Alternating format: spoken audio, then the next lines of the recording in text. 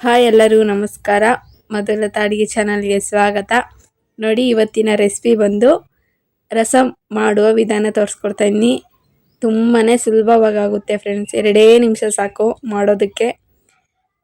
ಅನ್ನದ ಜೊತೆ ಮಾತ್ರ ತುಂಬ ಟೇಸ್ಟಿಯಾಗಿರುತ್ತೆ ತಿನ್ನೋದಕ್ಕೆ.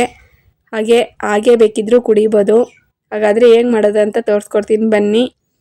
ಮೊದಲನೇದಾಗಿ ನಿಂಬೆಹಣ್ಣು ಗಾತ್ರದಷ್ಟು ಹುಣಸೆಹಣ್ಣು ತಗೊಂಡು ಸ್ವಲ್ಪ ನೀರು ಹಾಕೊಂಡು ನೀಟಾಗಿ ತೊಳ್ಕೊಬೇಕು. ತೊಳೆದಿದ್ದಾದ್ಮೇಲೆ ಸ್ವಲ್ಪ ನೀರು ಹಾಕೊಂಡು ನೆನೆಸಿಡ್ರಿ. ನಂತರ ಒಂದು ಮಿಕ್ಸಿ ಜಾರ್ಗೆ ಒಂದು ಗಡ್ಡೆಯಷ್ಟು ಬೆಳ್ಳುಳ್ಳಿ,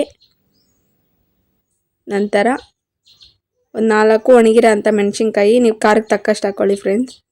ಇಷ್ಟು ಹಾಕ್ಕೊಂಡ್ರೆ ಸಾಕು. 1 ಟೇಬಲ್ ಸ್ಪೂನಷ್ಟು ಜೀರಿಗೆ, ಅರ್ಧ ಟೇಬಲ್ ಸ್ಪೂನಷ್ಟು ಮೆಣಸು ನೀಟಾಗಿ ರುಬ್ಕೋಬೇಕು. ನೋಡಿ, ಇಷ್ಟಾಗಿದೆ.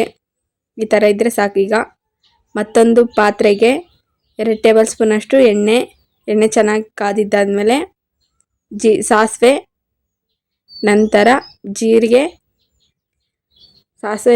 ಸ್ವಲ್ಪ ಚಟಪಟ ಅಂದಿದ್ದಾದಮೇಲೆ ಒಣಮೆಣಸಿನ್ಕಾಯಿ, ಕರಿಬೇವು ಇಷ್ಟು ಹಾಕೊಂಡು ಸ್ವಲ್ಪ ಫ್ರೈ ಮಾಡ್ಕೊಳ್ಳಿ.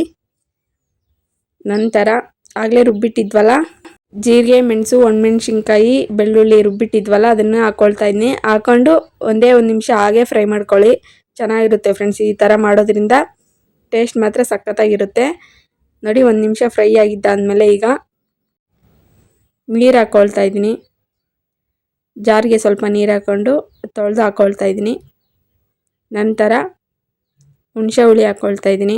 ಆಗಲೇ ನೆನೆಸಿಟ್ಟಿದ್ನಲ್ಲ ಹುಣಸೆ ಹುಳಿ, ನೀವು ನೋಡ್ಕೊಂಡು ಹಾಕ್ಕೊಳ್ಳಿ. ಹುಣಸೆ ಹುಳಿ, ರುಚಿಗೆ ತಕ್ಕಷ್ಟು ಉಪ್ಪು ಇಷ್ಟು ಹಾಕಿ ಎಲ್ಲ ನೀಟಾಗೆಲ್ಲ ಮಿಕ್ಸ್ ಮಾಡ್ಕೊಳ್ಳಿ ಫ್ರೆಂಡ್ಸ್. ಉಪ್ಪು, ಹುಳಿ, ಖಾರ ಇವೆರಡು ಕರೆಕ್ಟಾಗಿದ್ದರೆ ಮಾತ್ರ ರಸಮ್ಮು ಸಖತ್ತಾಗಿರುತ್ತೆ ಫ್ರೆಂಡ್ಸ್ ತಿನ್ನೋದಕ್ಕೆ. ನೋಡಿ, 1-2 ಕುದಿ ಬಂದಮೇಲೆ ಗ್ಯಾಸ್ ಆಫ್ ಮಾಡ್ಕೊಬಿಡಿ. ಸಾಕು, 2 ಕುದಿ ಬಂದರೆ ಸಾಕು ಫ್ರೆಂಡ್ಸ್. ಎಲ್ಲ ನೀಟಾಗೆಲ್ಲ ಮಿಕ್ಸ್ ಮಾಡ್ತಾ ನೀವು ನೀರು ನೋಡ್ಕೊಂಡು ಇಕ್ಕೊಳ್ಳಿ ಫ್ರೆಂಡ್ಸ್. ನಿಮಗೆ ನೀರು ಎಷ್ಟು ಬೇಕೋ ಅಷ್ಟು ನೋಡ್ಕೊಂಡು ಇಕ್ಕೊಳ್ಳಿ. ನೋಡಿ, ಈ ಥರ ಮಾಡಿಟ್ಟಿದ್ದೀನಿ. ತುಂಬಾ ಟೇಸ್ಟಿ ಆಗೈತೆ ಫ್ರೆಂಡ್ಸ್ ಮಾತ್ರ. ಹಾಗೆ ಜೀರ್ಣಕ್ಕೂ ತುಂಬಾ ಒಳ್ಳೆಯದು ಫ್ರೆಂಡ್ಸ್ ರಸಮ್ಮು. ನೀವು ಮನೇಲಿ ಮಾಡಿ ಹೇಗಿತ್ತು ಅಂತ ಮರೀದೆ ಕಮೆಂಟ್ ಮಾಡಿ.